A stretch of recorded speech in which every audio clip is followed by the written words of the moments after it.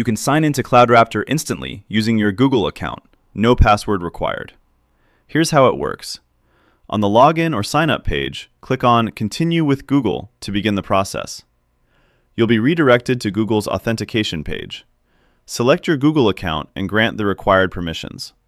Once authorized, you'll be automatically redirected back to CloudRaptor. If this is your first time signing in with Google, CloudRaptor will automatically create your account. Your account will be linked to your Google email, and no additional email verification is required. If you already have an account using the same email, but created with email and password, you may see an error. The message will say, "An account with this email already exists." In this case, go back and log in using your original method. Google Login cannot merge with existing accounts. After successful authentication, you'll be logged in and redirected directly to your CloudRaptor dashboard. Your Google account will now be linked to your CloudRaptor account for future logins. If you run into any issues, you can contact CloudRaptor support for help.